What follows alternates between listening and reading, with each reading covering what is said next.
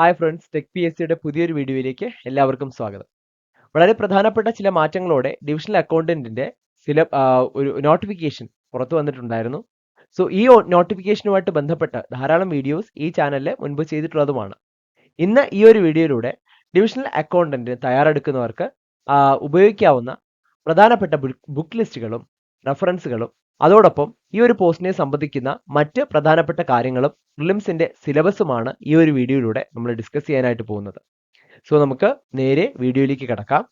ആദ്യം തന്നെ നമുക്ക് ഈ ഒരു പോസ്റ്റിലേക്കുള്ള പോസ്റ്റ് ഡീറ്റെയിൽസ്, പ്രധാനപ്പെട്ട പോസ്റ്റ് ഡീറ്റെയിൽസ് ഒന്ന് ചെക്ക് ചെയ്യാം.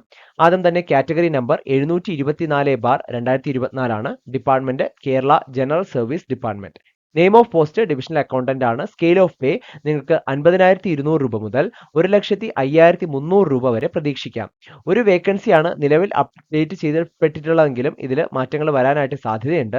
Method of appointment direct recruitment ആണ്. ഏജ് ലിമിറ്റ് നിങ്ങൾക്ക് 18 വയസ്സ് മുതൽ 36 വയസ്സ് വരെ ഉള്ളവർക്കും, ഇനി റിസർവേഷൻ കാറ്റഗറിയിലുള്ളവർക്ക് പി എസ് സിയുടെ നോംസ് പ്രകാരമുള്ള ഏജ് ലിമിറ്റും തീർച്ചയായിട്ടും ഏജ് റിലാക്സേഷനും തീർച്ചയായിട്ടും ലഭിക്കുന്നതാണ്. ഒരു അംഗീകൃത യൂണിവേഴ്സിറ്റിയിൽ നിന്നും സെക്കൻഡ് ക്ലാസ്സോട് കൂടി, അറ്റ്ലീസ്റ്റ് ഒരു സെക്കൻഡ് ക്ലാസ്സോട് കൂടി ഒരു ഡിഗ്രി ഉണ്ടായിരിക്കുക എന്നുള്ളതാണ് ഈ ഒരു പരീക്ഷയ്ക്ക് അപ്ലൈ ചെയ്യാനായിട്ട് ഒരു ഉദ്യോഗാർത്ഥിക്ക് വേണ്ട മിനിമം ക്വാളിഫിക്കേഷൻ എന്ന് പറയുന്നത്. എക്സാം സ്ലോട്ട് വരുന്നത് 2025 മെയ് മുതൽ ജൂലൈ വരെയുള്ള സമയങ്ങളിലാണ്. നമ്പർ ഓഫ് കാൻഡിഡേറ്റ്സ് ഇതുവരെ അപ്ലൈ ചെയ്തിട്ടുള്ളത് 2,46,795 പേരാണ് നിലവിൽ അപ്ലൈ ചെയ്തിട്ടുള്ളത്. ഓക്കെ, സോ ഇനി ഈ ഒരു എക്സാമിന്റെ ലാസ്റ്റ് അഡ്വൈസ് ഡീറ്റെയിൽസ് നോക്കാം. ഇതിന് മുൻവർഷങ്ങളിൽ നടന്ന എക്സാമിന്റെ അഡ്വൈസ് ഡീറ്റെയിൽസ് ആണ് നമ്മൾ നോക്കാനായിട്ട് പോകുന്നത്.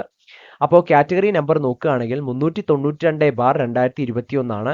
ടോട്ടൽ അപ്ലൈ ചെയ്തിട്ടുള്ള കാൻഡിഡേറ്റ്സിന്റെ എണ്ണം 2,39,861 ആയിരുന്നു. പ്രിലിംസിൽ അന്നത്തെ കട്ട് ഓഫ് 65.7. അവിടെ പ്രിലിംസ് ക്ലിയർ ചെയ്ത കാൻഡിഡേറ്റ്സിന്റെ എണ്ണം വളരെയധികം ശ്രദ്ധിക്കുക. 631 പേരാണ് പ്രിലിംസ് ക്ലിയർ ചെയ്തത്. ഇത്രയും വലിയൊരു സ്ക്രീനിങ് അവിടെ നടന്നു. കട്ട് ഓഫ് എന്ന് പറയുന്നത്, മെയിൻസിന്റെ കട്ട് ഓഫ് എന്ന് പറയുന്നത് 219.2 ആയിരുന്നു. 500 മാർക്കിലാണ് മെയിൻസ് ഉണ്ടായിരുന്നത്. ആ ഒരു date of exam descriptive exam ആണ്. അതായത് മെയിൻസ് എക്സാമിന്റെ ഡേറ്റ് വന്നിട്ട് 3/6/2023. മെയിൻസ് അറ്റൻഡ് ചെയ്ത കാൻഡിഡേറ്റ്സിന്റെ എണ്ണം വെറും 167 പേരേ ഉള്ളൂ. അതിൽ തന്നെ റാങ്ക് ലിസ്റ്റിൽ ഇടം നേടിയ കാൻഡിഡേറ്റ്സിന്റെ എണ്ണം 17 ആണ്. ആ 17 പേർക്കും അഡ്വൈസ് ലഭിക്കുകയും ചെയ്തു എന്നുള്ളതാണ് മറ്റൊരു പ്രത്യേകത. Date of effect of rank list 1/10/2024 ആണ്. ലാസ്റ്റ് അഡ്വൈസ് നടന്ന ഡേറ്റ് 23/10/2024 ആണ്. ഓക്കെ, ഇനി നമുക്ക് ഈ ഒരു പോസ്റ്റിന്റെ സാലറി സ്ട്രക്ചർ ഒന്ന് പരിശോധിക്കുകയാണെങ്കിൽ നമ്മൾ നേരത്തെ കണ്ടു ബേസിക് പേ എന്ന് പറയുന്നത് നമുക്ക് 50,200 രൂപയാണ് ബേസിക് പേ. ഇതോടൊപ്പം നമുക്ക് പലതരത്തിലുള്ള അലവൻസുകൾ ഉണ്ട്. അതിൽ പ്രധാനപ്പെട്ട ചില അലവൻസുകൾ മാത്രമാണ് ഡിസ്കസ് ചെയ്യുന്നത്. അതിൽ ഡി എ അഥവാ ഡിയറൻസ് അലവൻസ് ആയിട്ട് നിങ്ങൾക്ക് 12%, ബേസിക് പേയുടെ 12% ഡി എ ആയിട്ട് കിട്ടും. അപ്പോൾ തന്നെ ഏകദേശം 6,024 രൂപ അത് ആയി. അതോടൊപ്പം ഹൗസ് റെന്റ് നിങ്ങൾ എവിടെയാണ് ആ ഒരു ലൊക്കാലിറ്റിയും അവിടുത്തെ പോപ്പുലേഷൻ ഡെൻസിറ്റിയും അവിടുത്തെ ജീവിത സാഹചര്യങ്ങളും, സിറ്റി ആണോ അല്ലെങ്കിൽ സാധാരണ ഒരു ഗ്രാമപ്രദേശമാണോ എന്നതിനെയൊക്കെ അടിസ്ഥാനപ്പെടുത്തിയാണ് നിങ്ങൾക്ക് ഹൗസ് റെന്റ് അലവൻസ് ലഭിക്കുക. അപ്പോൾ അത് വേരി ചെയ്തുകൊണ്ടിരിക്കും. യഥാക്രമം 4% മുതൽ 10% വരെ ബേസിക് പേയുടെ 4% മുതൽ 10% വരെ നിങ്ങൾക്ക് ഹൗസ് റെന്റ് ആയിട്ട് നിങ്ങൾക്ക് ലഭിക്കും. അപ്പോൾ എല്ലാം കൂടെ നോക്കുകയാണെങ്കിൽ ടോട്ടൽ സാലറി ആയിട്ട് ഏറ്റവും മിനിമം 58,232 രൂപ മുതൽ 61,244 രൂപ വരെയാണ് ലഭിക്കാവുന്നത്. ആദ്യം ഇനിഷ്യൽ ഇതിൽ തന്നെ ലഭിക്കും. അതിൽ ആദ്യത്തെ ഒരു വർഷം നിങ്ങൾക്ക് ട്രെയിനിങ് പീരീഡ് ആയിരിക്കും. ഈ ഒരു ട്രെയിനിങ് പീരീഡിലേക്ക് നിങ്ങൾക്ക് ബേസിക് സാലറി മാത്രമേ ലഭിക്കുള്ളൂ എന്നാണ് ഇതുവരെ ലഭിച്ചിട്ടുള്ള വിവരങ്ങളുടെ അടിസ്ഥാനത്തിൽ ബേസിക് സാലറി മാത്രമേ ലഭിക്കുള്ളൂ. ആ ഒരു സമയത്ത് എന്ത് ചെയ്യില്ല, ഈ ഒരു അലവൻസ് ഒന്നും നിങ്ങൾക്ക് ഉണ്ടായിരിക്കില്ല. അതിനുശേഷം ജോലിയിൽ പ്രവേശിച്ചു കഴിയുമ്പോൾ ഈ അലവൻസ് എല്ലാം നിങ്ങൾക്ക് കിട്ടുന്നതായിരിക്കും. നമ്മുടെ ഇൻഹാൻസ് സാലറി എന്ന് പറയുന്നത് ഇതല്ല. പക്ഷേ ഈ ഒരു ടോട്ടൽ സാലറിയിൽ നിന്നും ചില ഡിഡക്ഷൻസ് കഴിഞ്ഞിട്ടായിരിക്കും നമുക്ക് ഇൻഹാൻസ് സാലറി ആയിട്ട് കയ്യിൽ സാലറി കിട്ടുന്നത്. ആ ഡിഡക്ഷൻസ് എന്ന് പറയുന്നത് നിങ്ങൾക്ക് pension scheme, national pension scheme, അതുപോലെ NPS, പ്രോവിഡന്റ് ഫണ്ട് PF, അതുപോലെ group insurance scheme GIS, state life insurance SLI, അതുപോലെ നമ്മുടെ ഹെൽത്ത് ഇൻഷുറൻസിനൊക്കെ സിമിലർ ആയിട്ടുള്ള മെഡിസെപ്പ് എന്ന് പറയുന്ന ഒരു സ്കീമുണ്ട്. അപ്പോൾ ഇതിലേക്കായിട്ടൊക്കെ നമ്മുടെ സാലറിയിൽ നിന്ന് കുറച്ച് തുക ഡിഡക്ട് ചെയ്യപ്പെടും. ആ ഡിഡക്ട് ചെയ്യപ്പെടുന്ന തുകയ്ക്ക് ശേഷം ബാക്കിയുള്ള തുകയായിരിക്കും നമുക്ക് സാലറി ആയിട്ട്, ഇൻഹാൻസ് സാലറി ആയിട്ട് കയ്യിൽ ലഭിക്കുന്നത്. ഓക്കെ, ഇനി നമുക്ക് ഈ ഒരു എക്സാം സ്ട്രക്ചർ നോക്കാം. ആദ്യം തന്നെ പ്രിലിംസിന്റെ സ്ട്രക്ചർ നമുക്കൊന്ന് നോക്കാം. അപ്പോൾ പ്രിലിമിനറി പരീക്ഷ നിങ്ങൾക്ക് 100 മാർക്കിനാണ് നടത്തുന്നത്. അപ്പോൾ ഇതിന്റെ സ്ട്രക്ചർ എന്താണെന്ന് നമുക്ക് നോക്കാം. ഈ പ്രിലിമിനറി പരീക്ഷ പക്ഷേ ഒരു ക്വാളിഫയിങ് ടൈപ്പ് ഓഫ് എക്സാം മാത്രമാണ്. പ്രിലിംസിനുള്ള മാർക്ക് നമ്മുടെ ഫൈനൽ റാങ്കിനെ അഫക്റ്റ് ചെയ്യുന്നതല്ല. പ്രിലിംസ് ഒരു ക്വാളിഫയിങ് എക്സാം മാത്രമാണ്. വലിയൊരു സ്ക്രീനിങ് നടക്കും. ഈ ഒരു എക്സാമിന് മുൻപ് വലിയൊരു സ്ക്രീനിങ് നടക്കും. അതിൽ ക്വാളിഫൈ ചെയ്യുക എന്നുള്ളത് മാത്രമാണ്. പ്രിലിംസ് ക്വാളിഫൈ ചെയ്യുക എന്നുള്ളത് മാത്രമേ ഉള്ളൂ. പ്രിലിംസിന് ഒരുപാട് മാർക്ക് ഉണ്ട് എന്ന് വിചാരിച്ച് ആ ഒരു മാർക്ക് നമുക്ക് ഫൈനൽ റാങ്കിൽ ഉപയോഗപ്പെടുത്താനായിട്ട് സാധിക്കില്ല. ഇതൊരു എലിമിനേഷൻ എക്സാം അല്ലെങ്കിൽ സ്ക്രീനിങ് എക്സാം മാത്രമാണ്. അതിനുശേഷം 500 മാർക്കിന് മെയിൻസ് ഉണ്ടായിരിക്കും. മെയിൻസിന് പ്രധാനമായിട്ടും 3 പേപ്പേഴ്സ് ആയിരിക്കും ഉണ്ടാവുക. അത് സെലക്ഷൻ പ്രൊസീജിയറിന് ഉപയോഗപ്പെടുത്തുന്നുണ്ട് മെയിൻസിന്റെ മാർക്ക്. അതോടൊപ്പം ഇന്റർവ്യൂ 20 മാർക്കിന്റെ ഒരു ഇന്റർവ്യൂവും കൂടെ ഉണ്ടായിരിക്കും. അതും ഫൈനൽ സെലക്ഷന് ഉൾപ്പെടുന്നതാണ്. ഓക്കെ, ഇനി മെയിൻസ് എക്സാം നമ്മൾ നോക്കുമ്പോൾ ഡിസ്ക്രിപ്റ്റീവ് ടൈപ്പ് എക്സാം ആണ് മെയിൻസ് എക്സാം എന്ന് പറയുന്നത്. അതിൽ പ്രധാനമായിട്ടും 3 പേപ്പേഴ്സ് ആണ് ഉള്ളത്. General knowledge and precise and general English, elementary book keeping, അതോടൊപ്പം അരിത്തമെറ്റിക് ആൻഡ് മെൻസുറേഷൻ. ഇത്രയുമാണ് ആ 3 പേപ്പേഴ്സ് എന്ന് പറയുന്നത്. യഥാക്രമം 150, 150, 200 എന്നിങ്ങനെയാണ് ഇതിന്റെ മാക്സിമം മാർക്കായിട്ട് വരുന്നത്. അപ്പോൾ ഈ മാർക്കിന്റെ പാസ് മാർക്ക്, ഈ ഒരു പേപ്പേഴ്സിന്റെ എല്ലാം പാസ് മാർക്ക് എന്ന് പറയുന്നത് നിങ്ങൾക്ക് മിനിമം 60 മാർക്കാണ്. 150 മാർക്കിനുള്ള പേപ്പേഴ്സിന് 60 മാർക്കും 200 മാർക്കിനുള്ള പേപ്പേഴ്സിന് 100 മാർക്കുമാണ് നിങ്ങൾക്ക് പാസ് മാർക്കായിട്ട് വേണ്ടത്. ഓക്കെ, സോ അത്തരത്തിൽ മാക്സിമം മാർക്ക് 500ഉം അതിൽ പാസ്സാവാനുള്ള മാക്സിമം മാർക്ക് എന്ന് പറയുന്നത് 220ഉമാണ്. ഇതിൽ ഏതെങ്കിലും ഒരു പേപ്പറിന് നിങ്ങൾക്ക് ഒരുപാട് അത്യാവശ്യം നല്ല മാർക്ക് ഉണ്ട്, പക്ഷേ അതായത് സാധാരണ ഉദ്യോഗാർത്ഥികൾക്ക് കിട്ടിയതിനേക്കാളും മാക്സിമം മാർക്ക് ഒരു പേപ്പറിന് ലഭിച്ചു, പക്ഷേ ഏതോ ഒരു പേപ്പർ നിങ്ങൾക്ക് ക്വാളിഫൈ ചെയ്യാൻ സാധിച്ചില്ലെങ്കിൽ കൂടി നിങ്ങൾ ഈ ഒരു എക്സാം ക്വാളിഫൈ ആവത്തില്ല. അതും വളരെയധികം ശ്രദ്ധിക്കുക. ഈ പേപ്പേഴ്സ് ക്വാളിഫൈ ചെയ്യുക എന്നുള്ളതായിരിക്കണം നമ്മുടെ പ്രധാനപ്പെട്ട ലക്ഷ്യം എന്ന് പറയുന്നത്. ഓക്കെ, സോ ഇത്രയുമാണ് അതിന്റെ മെയിൻസിന്റെ ഒരു എക്സാം സ്ട്രക്ചറിനെ പറ്റി പറയാനുള്ളത്. ഇനി നമുക്ക് പ്രിലിമിനറി എക്സാമിന്റെ സ്ട്രക്ചർ നോക്കുകയാണെങ്കിൽ നേരത്തെ നമ്മൾ പറഞ്ഞ പോലെ 100 മാർക്കിനായിരിക്കും എക്സാം. അതിൽ 30 മാർക്കിന്റെ ക്വസ്റ്റ്യൻസ് ജനറൽ നോളേജും ജനറൽ ഇംഗ്ലീഷും ഭാഗത്തു നിന്നായിരിക്കും. അതിനുശേഷം 30 മാർക്കിന്റെ ചോദ്യങ്ങൾ എലിമെന്ററി ബുക്ക് കീപ്പിംഗ്, 40 മാർക്കിന്റെ ചോദ്യങ്ങൾ arithmetic mensuration. Okay, elementary but practical. ഇനി നമുക്ക് പ്രിലിമിനറി എക്സാമിന്റെ ഒരു സിലബസ്, ഡീറ്റെയിൽഡ് ആയിട്ടുള്ള ഒരു സിലബസ് ചെക്ക് ചെയ്യുകയാണെങ്കിൽ ഡീറ്റെയിൽഡ് ആയിട്ടുള്ള സിലബസ് നിങ്ങൾക്ക് സ്ക്രീനിൽ കാണാനായിട്ട് സാധിക്കും. പാർട്ട് എ എന്ന് പറയുന്നത് ജനറൽ നോളേജ് ആണ്, 15 മാർക്കാണ്. അപ്പോൾ പാർട്ട് എ എന്ന് പറയുമ്പോൾ പാർട്ട് എയിൽ 1ല് എ ജനറൽ നോളേജ് ആണ്, ബി ജനറൽ ഇംഗ്ലീഷ് ആണ്. അങ്ങനെ ആകെ പാർട്ട് 1 30 മാർക്കിന്റെ ചോദ്യങ്ങളാണ് പ്രതീക്ഷിക്കാവുന്നത്. അതിൽ തന്നെ ജനറൽ നോളേജിൽ നിങ്ങൾക്ക് ഹിസ്റ്ററി 2 മാർക്കിന്റെ ചോദ്യങ്ങളാണ്. അതിൽ കേരള, ഇന്ത്യ, വേൾഡ് തുടങ്ങിയ ടോപ്പിക്സ് വളരെ പ്രധാനമാണ്. ഡീറ്റെയിൽഡ് ആയിട്ടുള്ള സിലബസ് സ്ക്രീനിൽ കാണാനായിട്ട് സാധിക്കും. ഇനി ജോഗ്രഫി നോക്കുകയാണെങ്കിൽ basics of geography and related topic, India, Kerala and related topic 2 മാർക്കിന്റെ ചോദ്യങ്ങളാണ്. എക്കണോമിക്സ് ആണെങ്കിൽ നാഷണൽ ഇൻകം ആൻഡ് ധാരാളം അതിന് റിലേറ്റഡ് ആയിട്ട് വരുന്ന ധാരാളം ടോപ്പിക് ഉണ്ട്. 2 മാർക്കിന്റെ ചോദ്യങ്ങളാണ് എക്കണോമിക്സിൽ നിന്ന്.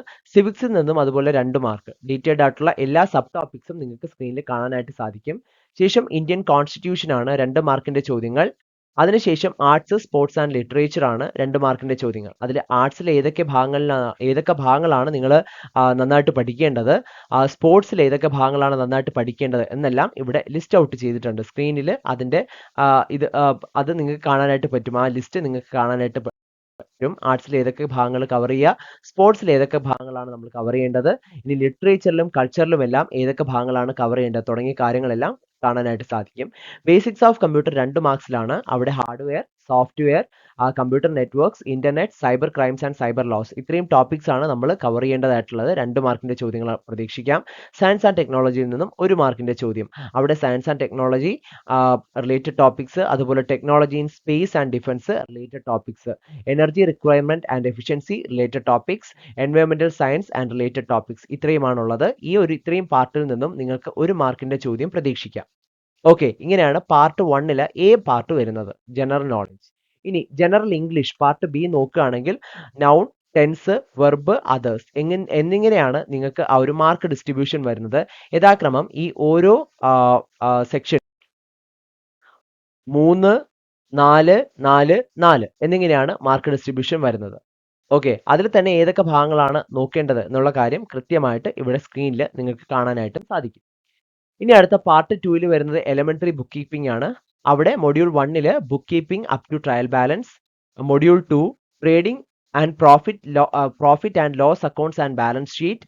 Module 3 depreciation, sinking fund, reserve funds and secret reserve. 3 മാർക്കിന്റെ ചോദ്യങ്ങൾ. അപ്പോൾ ഇതെല്ലാം 3 മാർക്കിന്റെ ചോദ്യങ്ങളാണ്. അങ്ങനെ 10 മൊഡ്യൂൾ ഉണ്ട്. അങ്ങനെയാണ് ആകെ അതിന് 30 മാർക്ക് വരുന്നത് കേട്ടോ. മൊഡ്യൂൾ 4 വരികയാണെങ്കിൽ bill of exchange, promissory notes and cheques. Module 5 portions relating to voyage account. Module 6 self balancing ledgers. Module 7 capital reserve, revenue accounts, receipts and payment accounts, income and expenditure accounts. Module 8 manufacturing and working accounts and cost book mining company. Module 9 cost accounts. Module 10 double account system. അപ്പോൾ ഇങ്ങനെയാണ് elementary book കീപ്പിംഗിലെ ടോപ്പിക്കും അതിന്റെ related ആയിട്ടുള്ള ടോപ്പിക്സും mark ഡിസ്ട്രിബ്യൂഷനും സ്ക്രീനിൽ കാണാം. ആകെ 10 module, ഓരോ മോഡ്യൂളിനും 3 mark വീതം, അങ്ങനെ 30 മാർക്കിനാണ് ഇവിടുന്ന് ചോദ്യങ്ങൾ പ്രതീക്ഷിക്കാവുന്നത്.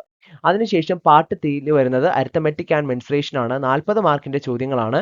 മോഡ്യൂളിന്റെ പേരുകൾ നോക്കുകയാണെങ്കിൽ module 1 number system, 2 polynomials, 3 quadratic equations, 4 system of linear equation in 2 variables, 5 squares, square roots, cubes and cube roots, 6 arithmetic progression, 7 profit, loss and discounts, 8 ratios and proportion, 9 percentage, 10 simple and compound interest, 11 statistics, 12 mathematics and commerce. Module 13 circles ആണ്. Module 14 triangles and quadrilateral, 15 solids, 16 similar and congruent triangle, 17 trigonometry, 18 coordinate geometry, 19 time, speed, distance and work, 20 sets. ഇങ്ങനെയാണ് വരുന്നത്. അപ്പോൾ ഓരോ മോഡ്യൂളിനും ആകെ 20 മോഡ്യൂളാണുള്ളത്. ഓരോ മോഡ്യൂളിനും 2 mark വീതം weightage ഉണ്ട്. അത്തരത്തിൽ ആകെ 40 മാർക്കിനാണ് ഇവിടെ ചോദ്യങ്ങൾ പ്രതീക്ഷിക്കാവുന്നത്. ഇനി നമുക്ക് അപ്പോൾ സിലബസിനെ പറ്റി നമുക്ക് നല്ലൊരു ധാരണ കിട്ടിക്കഴിഞ്ഞു. ഇനി നമ്മൾ അടുത്തതായിട്ട് ചെക്ക് ചെയ്യാൻ പോകുന്നത് റഫറൻസ് ബുക്സ്. ഏതൊക്കെ ബുക്സ് റെഫർ ചെയ്താലാണ് നമുക്ക് ഈ ഒരു പോർഷൻസ് എല്ലാം കൃത്യമായിട്ട് മനസ്സിലാക്കാൻ സാധിക്കുക എന്ന് നമുക്കൊന്ന് നോക്കുകയാണെങ്കിൽ, ഒന്നാമതായിട്ട് നമ്മൾ കവർ ചെയ്യേണ്ടത് general knowledge and current affairs ആണ്. അതിനായിട്ട് നിങ്ങൾക്ക് കേരള PSCയുടെ ബുള്ളറ്റിൻ ഒഫീഷ്യൽ പബ്ലിക്കേഷന്റെ, അതുപോലെ മനോരമ ഇയർ ബുക്ക് ഏറ്റവും ലേറ്റസ്റ്റ് ആയിട്ടുള്ള അഡീഷൻ നിങ്ങൾക്ക് യൂസ് ചെയ്യാം. ഇന്ത്യൻ പൊളിറ്റി, ലക്ഷ്മികാന്തിന്റെ കോൺസ്റ്റിറ്റ്യൂഷൻ, പൊളിറ്റി ആൻഡ് കോൺസ്റ്റിറ്റ്യൂഷൻ റിലേറ്റഡ് ആയിട്ടുള്ള ടോപ്പിക്കിന് ഇന്ത്യൻ പൊളിറ്റി ബെസ്റ്റ് ആയിട്ടുള്ള ഒരു റെഫറൻസ് ആണ്. NCERTയുടെ ഹിസ്റ്ററി, ജോഗ്രഫി, എക്കണോമിക്സ് ബുക്കുകൾ 6 to 12 ബേസിക്സ് ആണ്. ക്ലാസ് 6 മുതൽ 12th വരെയുള്ള ക്ലാസിന്റെ ബുക്സ് നിങ്ങൾക്ക് യൂസ് ചെയ്യാം. ന്യൂസ് പേപ്പേഴ്സ് ആയിട്ട് കേരള റിലേറ്റഡ് ന്യൂസിനാണ് കൂടുതൽ ഇമ്പോർട്ടൻസ് കൊടുക്കേണ്ടത്. എന്നാലും വേൾഡ് ആൻഡ് ഇന്ത്യൻ റിലേറ്റഡ് ആയിട്ടുള്ള ടോപ്പിക്സിന് ഇമ്പോർട്ടൻസ് ഉണ്ട്. നിങ്ങൾക്ക് ഹിന്ദു, ഇന്ത്യൻ എക്സ്പ്രസ്, പിന്നെ മലയാളം ന്യൂസ് പേപ്പേഴ്സിൽ കൂടുതലും കേരള റിലേറ്റഡ് ആയിട്ടുള്ള ടോപ്പിക്സ് ആയിരിക്കുമല്ലോ. ബാക്കി world and national newses cover ചെയ്യാനായിട്ട് നാഷണൽ ന്യൂസ് പേപ്പേഴ്സ് ആയിട്ടുള്ള ഹിന്ദു, അതുപോലെ ഇന്ത്യൻ എക്സ്പ്രസ് ഒക്കെ യൂസ് ചെയ്യാം. ഇനി രണ്ടാമത്തത് ജനറൽ ഇംഗ്ലീഷ് ആണ്. അതിൽ തന്നെ high school English grammar and composition by Wren and Martin, അതുപോലെ objective general English by SP Bakshi, word power made easy by Norman Lewis. Kerala PSCയുടെ സ്പെസിഫിക് ഇംഗ്ലീഷ് ഗൈഡ്സും പ്രീവിയസ് ഇയർ ക്വസ്റ്റ്യൻസും നിങ്ങൾക്ക് ഇതിലേക്കായിട്ട് യൂസ് ചെയ്യാവുന്നതാണ്. ജനറൽ ഇംഗ്ലീഷ് എന്ന് പറയുന്ന ടോപ്പിക്കിന് വേണ്ടിയിട്ട് യൂസ് ചെയ്യാവുന്നതാണ്. ഇനി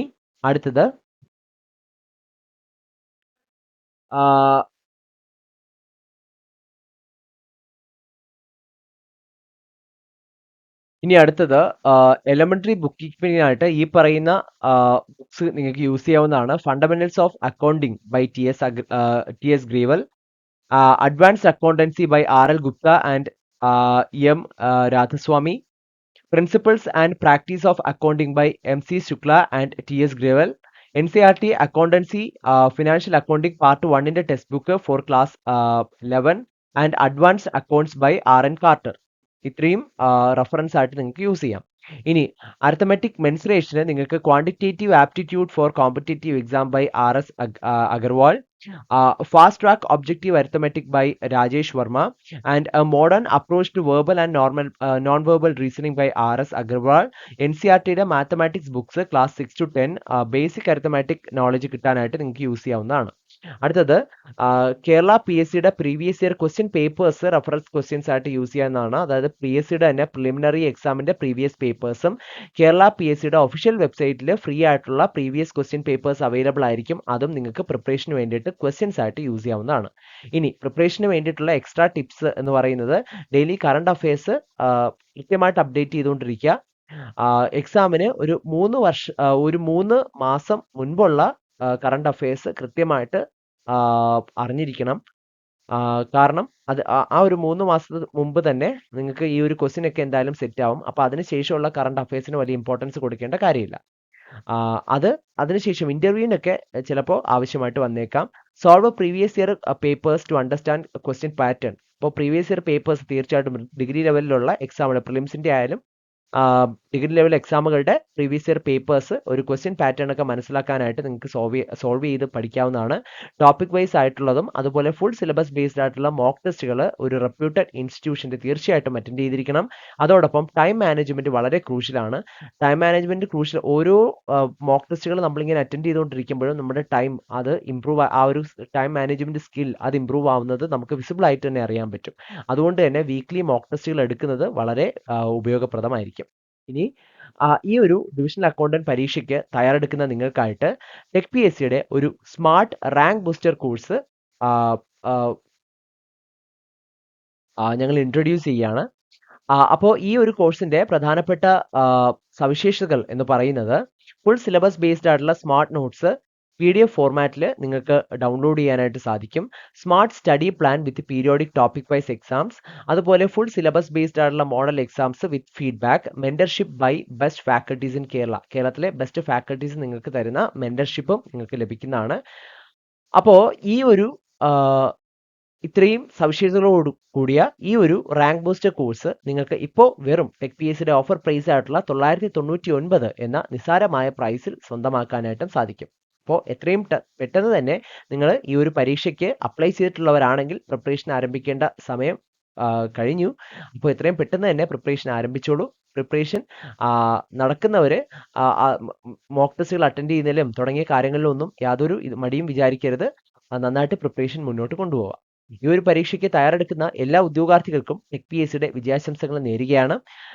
ഈ ഒരു റാങ്ക് ബൂസ്റ്റർ കോഴ്സിനെ കുറിച്ച് കൂടുതൽ എന്തെങ്കിലും സംശയമുണ്ടെങ്കിൽ അതിനെക്കുറിച്ച് അറിയുന്നതിനും അതോടൊപ്പം ഈ ഒരു കോഴ്സ് സ്വന്തമാക്കാനുമായിട്ട് സ്ക്രീനിൽ കാണുന്ന നമ്പറിൽ നിങ്ങൾക്ക് കുറച്ച് നമ്പേഴ്സ് തന്നിട്ടുണ്ട്. ആ നമ്പേഴ്സിൽ കോൺടാക്ട് ചെയ്യാവുന്നതാണ്. ഒരിക്കൽ കൂടി പരീക്ഷയ്ക്ക് തയ്യാറെടുക്കുന്ന എല്ലാ ഉദ്യോഗാർത്ഥികൾക്കും വിജയാശംസകൾ നേർന്നുകൊണ്ട് താങ്ക് യു.